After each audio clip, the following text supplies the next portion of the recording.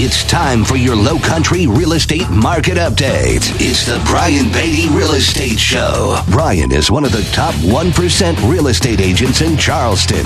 Find him online at listingsincharleston.com. That's listingsincharleston.com. Or call him at 843-345-1273. Now, broadcasting from the WTMA studios, here's your host, Brian Beatty. Good morning, Charleston. You're listening to the Brian Beatty Real Estate Show here on the Big Talker 1250 WTMA. I'm your host, Brian Beatty. Thanks for joining me this morning. We're doing something a little out of the ordinary. We're going to take your calls all day today, or all over the next hour. So the number here in the studio, if there's anything that I'm talking about over the course of the next hour that you want some information on, you want to share a story or an experience, or you have a question, feel free to give me a call. The number in the studio is 843-556-1250. Again, that number is 843-556-1250. Now, if you'd like to reach me off air, let's just get a little housekeeping out of the way first. My phone number, personally, my cell is 843-345-1273. That's 345-1273. And my website is listingsincharleston.com. You can go on there and learn more about myself, my team, the kind of properties we sell, learn more about our marketing, listen to previous versions of this show, read my blog, all that fun stuff. Search for real estate. So listingsincharleston.com is the website. So let me tell you about what I want to talk about over the next hour. I'm going to bounce around a little bit, but I've got some good topics, a lot of fun information here for you this next hour. First segment I'm going to talk about is, should a homeowner take the lowest bid when they're doing a remodeling project? I'm going to talk about some of my experiences in renovating some of my properties and flipping properties, helping other people renovate properties. So we're going to talk about that for a little while. There's a list that was put out from HGTV on top 10 tips for wowing buyers when selling your home. So I'm going to read through that. This is an example of what internet websites are going to put out there about what you need to do to create the most beneficial experience for a buyer when you're selling your home. So I'm going to read through that list, and I'm going to tell you what I agree with, what I don't agree with. I'm going to add to it, detract from it. So we're going to talk about that a little bit as somebody that, for those of you that have listened to this program for a while, you know that I have a team of real estate agents. I have 16 people on my team. I work with the sellers. I have buyer agents that work with buyers. I have administrative staff, all that fun stuff. We sell over 200 homes a year. So I'm going to weigh in on my experience on that particular list and tell you what you really need to know if you want to sell your home and create that wow experience. Now, we're also going to talk this hour about if you're selling your home, or you've tried selling your home, or let's say last year you had your home on the market and it didn't sell. Why didn't it sell? I had a message from kind of a disgruntled seller saying, hey, I've had my property on the market. It's clean. It's in good condition. They're supposedly marketing it well, but it hasn't sold. What's going on? So I'm going to talk about that a little bit. And then finally, we're going to talk about a few different ways that a really good real estate agent can change your life when you're buying or selling property. I'm going to tell you some of the things that people can do that really go above and beyond. This is more than just kind of the typical hand-holding or the informational side of real estate. These are things that I think agents can do to really make a difference in the transaction. And that's going to come from an agent that's really experienced. So that's what we're going to talk about over the course of the next hour. Again, if you have questions, comments, you want to chime in, the number here in the studio is 843-556-1250. So let's talk first about, should a homeowner take the lowest bid when they're doing a remodeling project? And how does a homeowner know? I think the question here is, how does a homeowner know when to spend a lot of money on a home project versus just taking the cheap route? Sometimes taking the cheap route is okay. And when you're taking bids for a renovation project, it's always tempting to take the lowest bid. Believe me, I've been there. I've done major renovations to the past two properties that I've purchased for my family and I. And that's just what I prefer to do. I kind of look at real estate as every home is a fixer-upper. I'm kind of addicted to it a little bit. But that's because we like to do things our own way, and we're just not the kind of new construction type. We've got a bit of an eclectic sense of style, and for us, that means it leans more toward the modern side of things, which is kind of hard to find here in Charleston. So we just prefer to do things ourselves. And so when we're going through these renovation projects and we're looking at bids, it's obviously tempting to take the lowest bid. But what I have learned from my extensive experience in both representing my personal homes and flipping properties and helping clients either renovate to sell their home or renovate to keep their home and just enjoy it, is that taking the lowest bid is not always your best bet. In fact, taking the lowest bid could actually cost you more money in the long run than taking the higher bid. So let me say that again. Sometimes taking the higher bid can save you more money than taking the lowest bid. And we're going to get into that in a second. But before I get too much further into this, I've posted a link on my website, and all of you should go and take a look at that if you're considering a renovation project this year, regardless of whether you're going to sell or you're just going to upgrade and enjoy your home. So go to listingsincharleston.com, go to the blog section, and you'll see my most recent post. There's going to be 2 infographics that summarize a report that was put together by the National Association of Realtors about remodeling your home. And it basically analyzes the reasons why people remodel their home, the success of taking on those projects, the increased happiness that's found once a project is completed, and then the value associated with those renovation projects. So, it contains things like the typical cost of the 20 most popular remodeling and replacement projects, how much appeal each project had to each person, and how much realtors estimate that homeowner will receive in value from those renovation projects. So it's a really awesome report that was put together. It's not my information. It's from the National Association of Realtors, but it's good stuff. Take a look at it. It's easy to follow, and it's not too much information. And, it's not like a 50-page report. It's fairly simple, but it gives you a good idea of where to go with things. But here's what I want to say as it relates to remodeling. If you intend on selling your property at some point in the near future, either call me or talk to a real estate agent to make sure that what you're going to do to your property falls in line with the neighborhood. I kind of use the example of if you live in a $200,000 house, it does not make sense to do a $60,000 kitchen renovation. And if you're living in a $1 million house, is a $10,000 kitchen renovation really going to give you that much more bang for your buck? Well, it depends, but what I'm trying to say here is that you have to make your decisions when you're remodeling your home based on what other properties are selling for in your price range and in your area. The whole goal here is to make sure that you're not spending money that you're not going to get back if the intent is to sell it. Now, again, that report analyzes the difference between enjoyment and value. Not everything you do is going to be a dollar for dollar return on the renovation. If you put in a pool and you spend $100,000 on your landscaping and you do a waterfall and you do a fountain in the middle of the pool and it's amazing, but homes in your neighborhood are worth $250,000, I'm sorry, but you're not going to have somebody pay $100,000 for that pool. That's just not the way it works. So back to this idea of taking the lowest bid for your remodeling project. Here are a few things that I put together based on my own experiences, and I'm just going to read through this list. But again, if you're listening, maybe you're in the industry, maybe you're a contractor, feel free to chime in as I'm going through this list. I'd love your take on it, things you'd like to add, things you'd like to discuss. The number here in the studio, 843-556-1250 to be on the air with me this morning. But first and foremost is get multiple quotes from multiple contractors. That's kind of a no-brainer. It's the same thing as interviewing real estate agents. Always get more than one opinion. The number 2 is make sure the contractors are licensed, bonded, and insured. That's for obvious reasons. For number 3, tell each contractor that you're getting a few bids and that you're going to go with the contractor that not only gives you the fairest deal, but that can also commit to a time frame. So many times in the past, I have hired contractors that talked the talk and they sounded like they knew what they were doing. The prices were fair. They had their stuff together, and then they're 3 months late on their project. It's because I, in my immaturity, when I first started flipping properties, didn't hold them to an agreement that put into place accountability if they're going to go above or go past the time frame or the deadline in their contract. If you're flipping a property, time is kind of an important factor.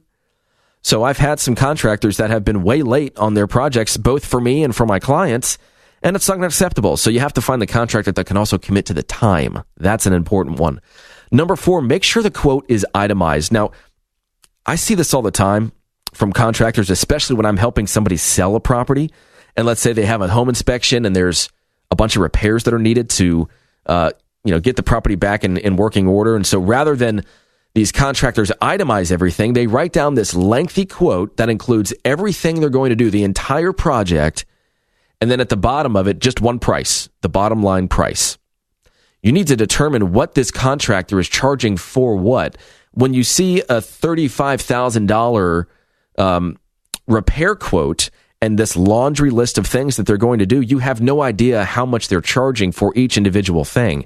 And I've been doing this for long enough. I've done this for 11 years. I've probably seen over 1,000 inspection reports. I've got a pretty darn good idea of what things cost to repair. Now, I'm not going to pretend to be an expert. I'm not a contractor. But I do know that I've helped an incredible amount of people repair their home as needed after the home inspection. So I have a good idea of what things cost. And so that's why I'd like to see things itemized. Number 5 is ask them if they're going to do the work themselves. And if they're going to hire subcontractors, how much is their project management fee? And have them list that separately in their quote. See, if they're going to do a bunch of the work themselves and they're going to hire subcontractors, but they tack a project management fee onto the entire quote, then that's kind of double dipping a little bit, isn't it? You see where I'm going with that? So something to ask. Number 6 is look for reviews. Ask for references. And if you're doing a major remodel, ask to see their work. There's nothing wrong with that. If the contractor is confident in their abilities and reputation, that should not be a problem. Number 7 is be as specific and thorough as you can possibly be when you're walking through your house to discuss your project. Now, here's a classic example of that. Let's talk about appliances or flooring, anything that typically the homeowner would provide. So let's talk about appliances. Now, they're going to say in their quote, install new dishwasher. And let's say that quote wasn't itemized, okay? Let's just say you have this long quote and there's a $30,000 price tag associated with it. And then that quote, it says, install new dishwasher. So naturally, a homeowner is going to think, okay, they've got the dishwasher on there because we needed a new dishwasher. The dishwasher's covered. But when you get to the point where you're doing the renovation, there's no dishwasher in there. And the contractor says, yeah, you're supposed to provide the dishwasher. We'll install it. So you see how something like that could be misconstrued as, oh, I thought you were providing and installing a dishwasher. There's stuff like that happens all the time. Be as specific as you can possibly be in that quote and in your walkthrough with the contractor. 2 more quick things and we're going to take a break. If you're working with a contractor you trust, don't be afraid to ask for their opinion. I mean, and also don't act like a know-it-all if you're not. If you're working with somebody you trust, I do this all the time with my contractors. Tell me what you think. What am I not thinking of asking you that we should be discussing right now is a good question to ask a contractor. And then number 9, ask to see a copy of their contractor's project agreement or their contract, which will show you all the additional language about payment schedules, how they address change orders, all that fun stuff. So ask to see a copy of that before you spend too much time so that you know what you're getting yourself into, and to also prevent any unnecessary or ambiguous terms to a contract that you might not feel comfortable with after you go through the process of getting everything quoted, which is going to take you a while if you're doing a major remodeling project. So that's what I've got for you on that particular segment. Remember, I've put that review, or that report on my website, listingsincharleston.com. Go to the blog section. You can see all that information. And if you're thinking about doing a remodeling project, give me a call. I'll tell you what I think is responsible, what's right, what's going to make you money, and what's going to cost you money if you're going to sell your property. So listingsincharleston.com or 843-345-1273 is how to reach me. When we come back, we're going to talk about this report from HGTV on 10 ways to wow buyers when selling your home. This is the Brian Beatty Real Estate Show on the Big Talker 1250 WTMA. We'll be right back. Have a real estate question? Ask Brian Beatty. Send him an email, lowcountryhomesales@gmail.com. The Brian Beatty Real Estate Show is on 1250 WTMA. WTMA! Now, here's more of the Brian Beatty Real Estate Show on the Big Talker, 1250 WTMA. Welcome back, Charleston. Thanks again for tuning in to the Brian Beatty Real Estate Show here on the Big Talker, 1250 WTMA. I'm your host, Brian Beatty. I've been doing this for 5 years, been selling real estate in Charleston for 11, done about 1,000 transactions here in the Charleston area. So if you're thinking about buying, selling, or investing in real estate this year, we'd love the opportunity to work with you. I'm of course, a full-time real estate agent when I'm not doing this show. So feel free to call me. My number is 843-345-1273. That's my cell phone, 843-345-1273. Or go to my website, listingsincharleston.com. That's listingsincharleston.com. Learn more about myself, my team, what we do, what we sell, all that good stuff. And, I just said on my last program that we put some information on that website. Go to the blog section. There's some good information in there. And right next to it is where I've got all radio shows I have ever done on this program on that website. So just click on radio show when you go to listingsincharleston.com. Now, we're taking calls this morning. If you have any questions, any comments, any experiences you'd like to share, feel free to give me a call here in the studio. I invite you to do so. The number here is 843-556-1250. That's 843-556-1250. Give us a call. You can be on air. So what I want to talk about now is HGTV puts out this report of top 10 tips for wowing buyers when selling your home. And I like reading through stuff like this because at times it gives me ideas for content for this program. Obviously, the intent of this program is to educate you. I like sharing my experiences more than anything else because that's what I think you get the most value out of. As somebody that's done about 1,000 transactions, I can come from a place of contribution as it relates to my experiences more so than just reading a list of the top 10 to do, top 10 things you must know off the internet. I think pretty much anybody can do that. But in situations like this, I feel like this is what people are absorbing. This is the kind of information that people are relying on to set realistic expectations for themselves about the real estate market. And so I do want to read through this list, and I'm going to offer my opinion on these 10 things so that you guys have an idea of what I agree with, what I don't agree with, what I think is appropriate, and then elaborate on a few things. So let's kind of get right into that. Number one, and it's kind of funny that they put this as number one on the list, and I'm not switching around the order, but this is actually my number one pet peeve. It says, number one, remove personal photos. Photos can be very photogenic, but many clients are distracted by portraits of the sellers and miss out on key selling points of the home. No matter how nice the display, personal photos are just that, too personal. I hate this. I think this is so dumb, and I'm just going to say it, all right? I have never in my career had a serious buyer walk through a property and say, oh, that house had a dining room? I didn't even see it. I was too busy looking at these personal photos of this beautiful family. I just think that it's one of those things that real estate agents have been taught to say to people because the real estate agent wants to feel like they're delivering something of value. They want to feel like, hey, I'm here to give you some advice. Let's remove all these personal photos because that's what you're supposed to do when you sell a home. Now, if you have a shrine to your family and your house and it is truly distracting, then yes, let's taper it back. But I don't think there's any issue whatsoever with having a few family photos in your house. I think the idea that somebody would not buy your house because you have photos of your family in it is ridiculous. So that's my little point on that. Number two, accentuate the positive. I do agree with this. It says, my clients usually know that they want to make their home look as good as it possibly can. So they accentuate the things in the home that they fell in love with about the house. Maybe that's a view out of the kitchen sink or a staircase or stunning built-in bookshelves or the 3-car garage. Do something to make the buyers linger in that space that you also fell in love with. And so for me, when I walk through a home with my clients, I'm playing the role of stager until I get to the point where I walk through a home and I'm just in over my head. I can't go through room by room and do the job of a professional. So for my listings that truly do need the help, I'll hire and pay for a stager to go in there and work with you to make that space look as good as it can possibly look. But I do agree, accentuate the positive. That's a no-brainer. Number 3 is to hide your opinions. Now, this is kind of a funny one.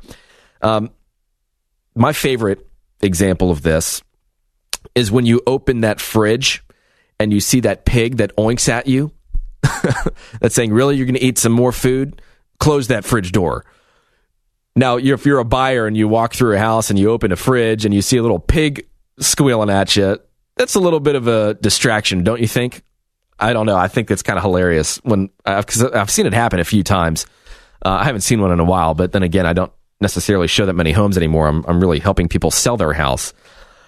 But that also applies to those Clemson versus Carolina fans, you walk into a house and it is covered in Clemson stuff, and you're a Carolina fan, do you think that's going to distract them? Yeah, it probably is. So, hey, fly your flag, do what you got to do, represent your team. Just don't have it be so in your face when you're selling your home that it's going to become a distraction for buyers. Let's take on the role of Switzerland here. Let's be neutral. Hey, put up your Clemson this, your Carolina that, whatever it is, whatever your team is.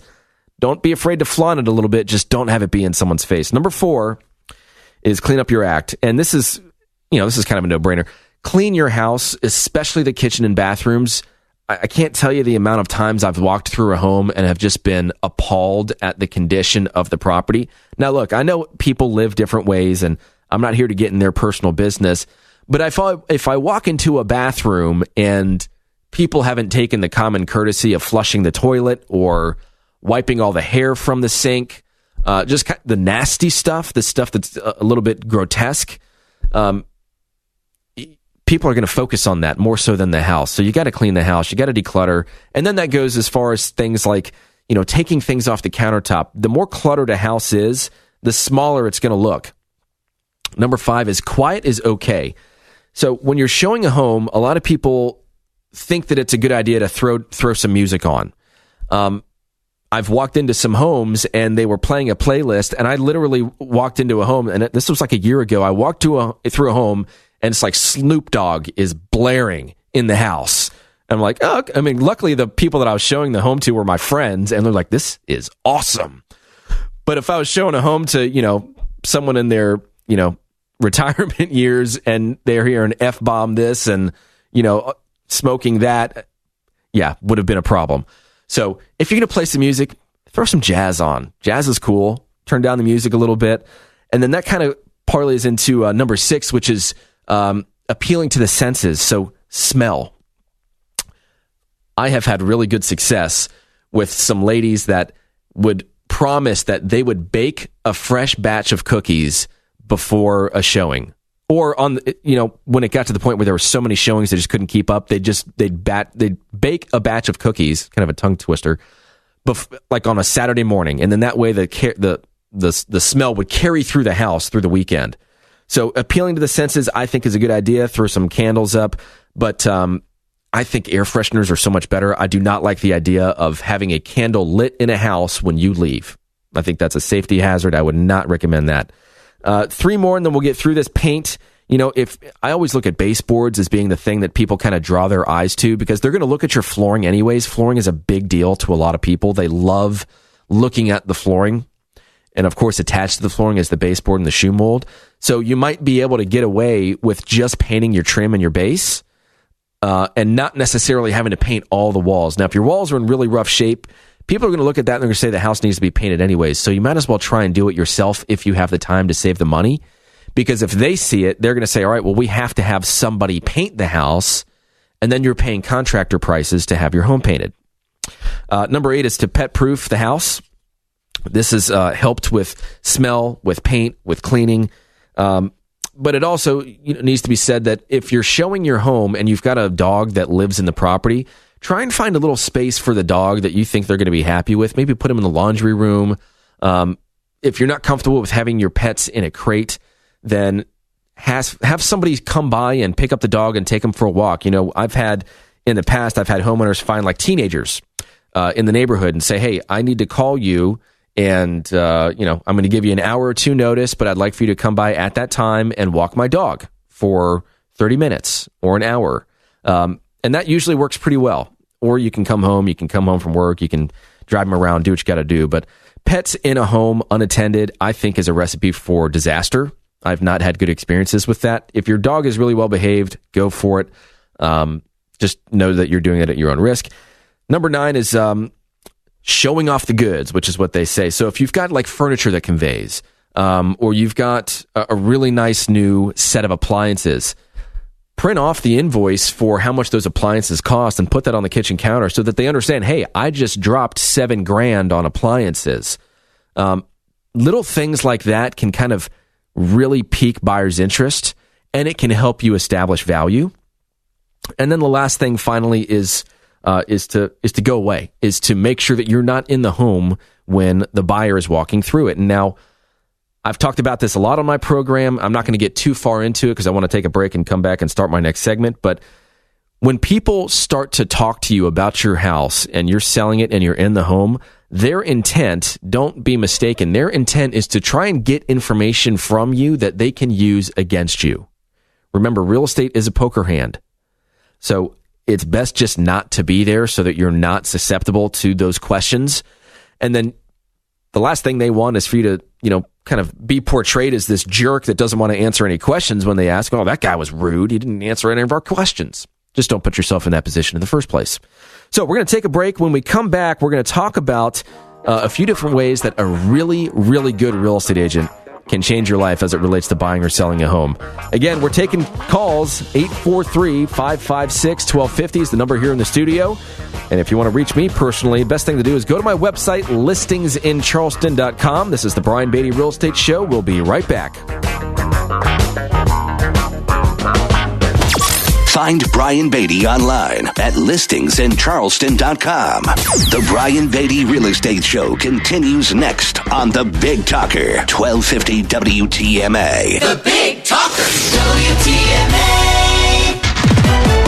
You're listening to The Brian Beatty Real Estate Show on The Big Talker, 1250 WTMA and WTMA.com. Welcome back, Charleston. Thanks again for tuning in to the Brian Beatty Real Estate Show here on the Big Talker, 1250 WTMA.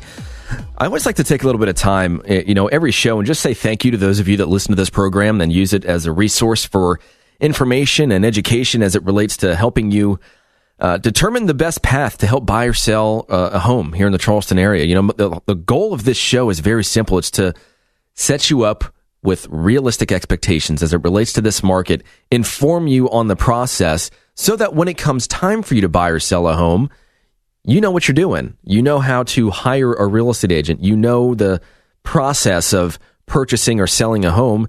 You don't get taken advantage of ever, and you get to win, which is, let's be honest. I'm a competitive guy. Real estate is a competition. I see it that way. It's you versus them, but in a very friendly and professional environment. And the goal here is to get the best deal possible, and also, of course, to accomplish your dreams and all that fun stuff. So I want to say thank you to those of you that listen to this program. And I have a lot of people that contact me after the program, and they ask just general knowledge stuff. I'm here to help in any way, shape, or form. So if you'd like to reach out to me, if I can help you with anything, of course, in addition to helping you buy, sell, or invest in real estate, feel free to give me a call, 843-345-1273. That's my cell phone, 843-345-1273, or go to my website, listingsincharleston.com. That's listingsincharleston.com. Learn more about myself, my team.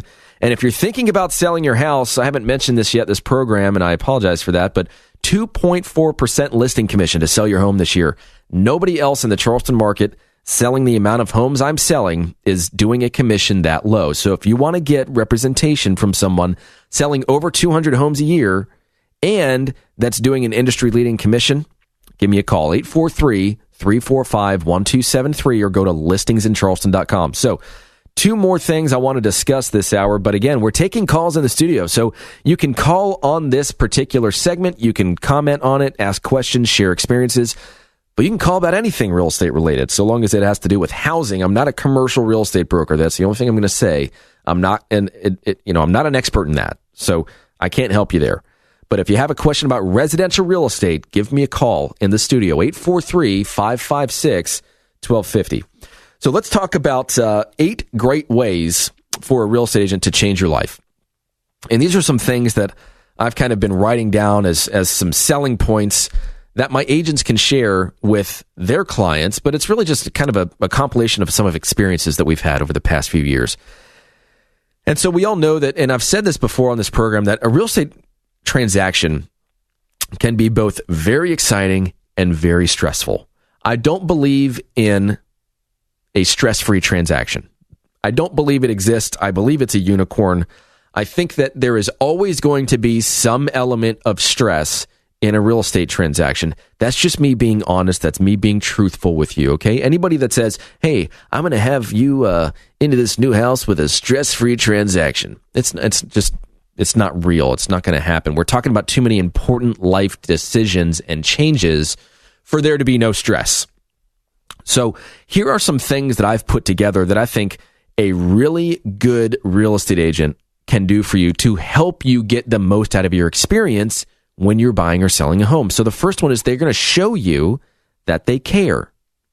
And, I'm thinking about in today's fast-paced environment, this crazy world that we live in, it seems like everybody's attention is in short supply.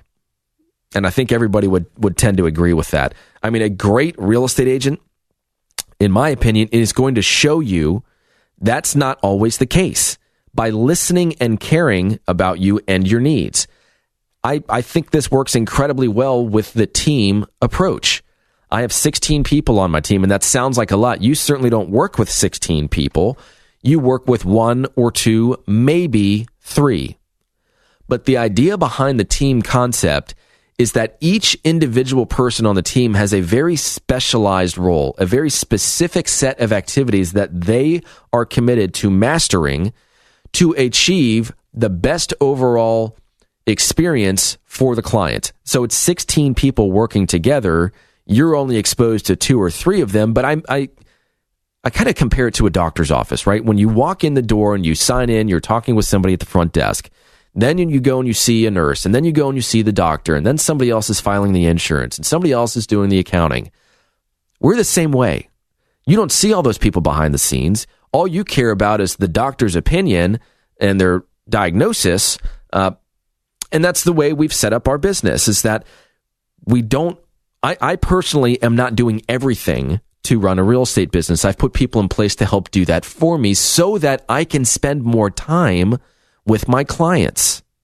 I don't have to go and show a ton of properties on the weekend and do all these things behind the scenes. When people call me, I answer. And that's the great things about having a real estate team, is that I get to focus on my clients and I get to have other people absorb certain parts of the process and master it so that the customer service is truly something that a single agent just can't do. There's just not enough time in a day to do what we do. So anyways, enough about that. The second is they can save you a lot of money. And there's an old expression: if you think it's expensive to hire a professional to do the job, wait until you hire an amateur. Or if you're like me and, very early on you started doing all this remodeling work yourself, if you think it's expensive to hire a professional, wait until you screw it up yourself, and then you've got to hire a professional. But they can help you save a lot of money. And so, of course, that comes through things like negotiating effectively and giving you advice at key decision points. We on our team are doing a 2.4% listing commission. Do we necessarily have to do that in order to be successful and to sell a lot of real estate? No, not necessarily, but we're doing enough volume to where we can pass on some savings to our clients. And they're going to appreciate that. It's going to help us win some business. But we're not slacking in the service. In fact, we're doing more than probably 99.9% of agents out there when it comes to marketing properties. I mean, you should see some of the stuff we're doing and the cost associated with it. But anyways, that's for another discussion. Number 3 is that they're going to help you see things in a different way. And one of the most overlooked aspects, in my opinion, of hiring a real estate agent is just how much of an effect they can have on your perspective. So as an example, you might think that you're looking for something in particular, but a great agent can take what you asked for and find something that's even better, something in a different area, something in a different neighborhood that actually works a little bit better for you. I mean, that's what a great agent is. They're a great matchmaker. So we're talking about finding a home. You've determined the settings, the search parameters, and I think it's our job to kind of go slightly outside of that, because sometimes buyers don't know what they want. They know what they don't want. So it's more of a process of elimination than it is a process of identification, if that makes sense. Number 4 is they'll be more willing to help you buy or sell a home than other agents that are too busy would. So they're going to go above and beyond for you. They're going to help you find contractors, give recommendations on design, help you navigate through things like restaurants and schools and activities. I mean, for me, I think we're selling a lifestyle. We're not just selling a home with bedrooms, bathrooms, and square footage. You want to go into a community, live your life a certain way. Let's match you up with that particular area that particular neighborhood, that particular home, so that that lifestyle is best achieved. Number 5 is they can help you find something that no one else can. And this is something we've done a lot over the past 2 years. And I'm not saying this to gloat, but we're doing a lot of business. We're selling over 200 homes a year. We've already sold 73 homes this year. We have a long pipeline of people that are going to be buying or selling property in the next several months. And so when we learn of somebody that wants to buy a home and they say, hey, we're about 3 months out from purchasing, and we have a seller that says, hey, we're about 3 months out from selling, we've done it several times already this year. We've matched those two people up. But the nice thing is no one else knows that these people are going to sell or they're going to buy. It's called shadow inventory. So if you want to know more about what's about to hit the market, you're looking for something and it's not out there, do something like call an agent that's doing a lot of business like ourselves and see if we have anything in the pipeline that might work for you. Contact us. Listingsincharleston.com is the website, or call 843-345-1273. The next one is that they can take a lot of the stress away. And for me, I think the best agents are the ones that are not only really good problem solvers, but the agents that identify the problem and solve it or address it before it becomes a big issue. That to me is an experienced agent thinking, using their experience and applying that to the homeowner or the home buyer to give them the best experience possible. And then I'd say the last thing is that, you can really make a friend for life if you find the best real estate agent. Now, what do I mean by that? I don't necessarily mean the friend that you're going to invite out for drinks on the weekends or have over for Thanksgiving dinner. There's a lot of things that real estate agents can do for people after the sale. So that's what I mean by friend. And so that could be things like helping with your tax assessment if you think you're paying too much in property taxes, helping you find good contractors, helping with insurance, helping with the current value of your home to see if it makes sense to do something like refinance, helping find people to help you refinance. There's all kinds of stuff that we can do to help. And the nice thing is when you find somebody that you trust, you get to then trust their opinion. You don't have to go and interview a bunch of real estate agents every time and go through that whole process. And the really nice thing for the real estate agent is that we can go to that client and say, here's what you need to do. We don't have to kind of put on that salesman hat that we have to do with clients sometimes, because the trust hasn't been earned yet with our client. They're still skeptical as to, is this guy legit? I mean, does he know what he's doing? Can I trust what he's saying, or is he just out for a commission? So that kind of what goes back to this list. And they're going to show you they care. They're going to show you they care by being honest, by putting you before them, by putting the advice and what's best for you and your best interests ahead of earning a commission. And in doing so, you get to find somebody that you can rely on for several years to come. So when we come back, we're going to talk about this idea of if your home is not selling, why? Why is it not selling? We're going to talk about that. Again, feel free to call me in the studio. We got about 10 minutes left on this program. 843-556-1250 is the number here in the studio. You're listening to the Brian Beatty Real Estate Show on the Big Talker 1250 WTMA. Stick around. We'll be right back.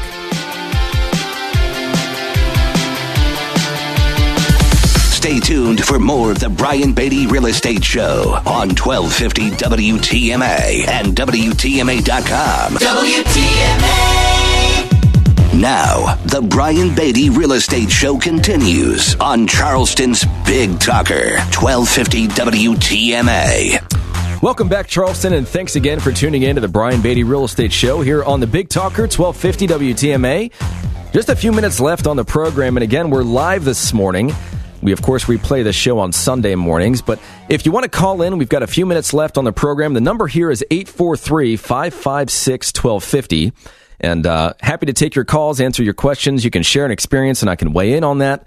But the number here, 843-556-1250. Now, if you want to reach me off air, you're thinking about buying, selling, or investing in real estate, I invite you to give me a call. My number is 843-345-1273. That's my cell phone, 345-1273. Or you can go to my website, listingsincharleston.com. That's listingsincharleston.com. Learn more about myself, my team, who we are, what we do, how many homes we sell, all that good stuff. Listen to previous versions of this show. But what I talk about over the next few minutes before we have to take our final break here is this message that I received from a seller. And I'm going to tease this a little bit. I'm going to give you the nuts and bolts of my reaction to this. And we're going to talk about this next weekend as well. But I received an email from a fairly disgruntled seller. And they said, in the subject line of the email, why is my house not selling? And it was kind of shorthand. He wrote, look, agent set the price. It's clean, no clutter, new paint. They hired a professional photographer and a videographer. They advertised it in the MLS. They did a company caravan. Well, we reduced the price 10% after 1 month on the market. I asked them honestly what we thought we should do, and they suggested we reduce the price another 10%. Well, after the reduction, we had a bunch of showings, but we still haven't gotten it sold. It's a seller's market, and we've been on the market for over 2 months now. Why isn't it selling? So let's think about this for a second. So, and obviously I'm not going to get any details whatsoever as to who this person is, what they're selling, any of that stuff. Let's just talk kind of on a macro level about this. So first of all, he made the comment of he's been on the market for a little over 2 months, but after 30 days, he dropped the price 10%. That's a big jump. 10% is a big price reduction. Usually you drop the price 10% when there's like seriously something wrong. You really overshot the price on that house. You don't have any showings. You have hardly any interest. The first 30 to 45 days that you're on the market is the most important time on the market. And I know a lot of agents say that, but let me explain why. When you first hit the market, you are marketing to two groups of people. Group number one are the people that are ready, willing, and able to buy a house, and they are actively looking. They just haven't found what they're looking for yet. So that's why when you see a home that's sold in 2 days, you got to be honest, as a real estate agent, there's a little bit of luck involved. So you put your property on the market. Somebody was looking for what you were selling at that specific point in time. They schedule a time to come and view your home. They like it. They make an offer. You accept it. Boom, deal done. So that's group number one. Those are the ready, willing, and able buyers. Group number two are the people that are constantly entering the market at any given point in time. It's an ever-changing group of people. So they get a new job. Their family is growing into size. Maybe they're retiring and they're downsizing. There's something that has caused that second group of people to now enter the market to purchase a home. So at some point in time, usually 30 to 45 days into the property being on the market, you exhaust group one of people. They've seen your home online. They've walked through it in person. They've made some sort of decision that states, I am not interested in making an offer on your home at this point in time. So then you're left with group number two. And that's why the majority of your showings happen within the first 30 to 45 days. It's new to the market. You get to hit both groups of people. Now, he reduced the price by 10%. Look, good for you for taking that step and making that reduction. But when the agent said you have to reduce your price another 10%, and the agent set the price, this goes into something that I've been talking about on this program for years. And it's this process of real estate agents doing something called buying a listing.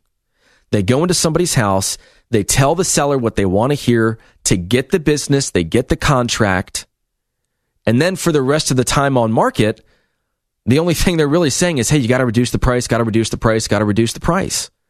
It's a very dangerous tactic for an agent to do, and agents are doing it all the time because they don't have the experience, or they don't have the level of business, or they don't have the confidence to tell the seller the truth. They would rather tell the seller what they want to hear so that they can get a contract signed, and they figure, all right, well, they're going to see how hard I'm going to work for them, and maybe 30, 45, 60 days in, when we're not getting the traffic we need, then I'll hit them up at that point in time for a price correction, and at least at that stage, I'll have had the agreement, and they'll get to know me a little bit better. That's their way of thinking. That's their rationalization for taking your overpriced listing. When in reality, what they've really done is put you behind the eight ball, because now you have to correct, and you've exhausted that first group of people. So that's what I'm seeing as it relates to price. There's two other major factors here, which I'm going to talk about next weekend, and that's condition and that's marketing. Condition, we can talk about that all day long, but I'll tell you this. If you go to my website, listingsincharleston.com, I've put together a report called 90 Things to Do to Sell Your Home for Top Dollar. And 90 things is a long list. I get that.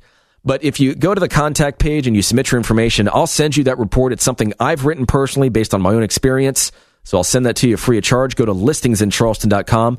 And we're going to hit the marketing side of things really heavy next weekend. So make sure you tune in Saturdays at 9 and Sundays at 10 to the Brian Beatty Real Estate Show right here on the Big Talker 1250 WTMA. Remember, my cell phone, if you want to reach out to me, is 843-345-1273, or go to listingsincharleston.com. Thanks again, Charleston. Have a great weekend, and thanks for tuning in.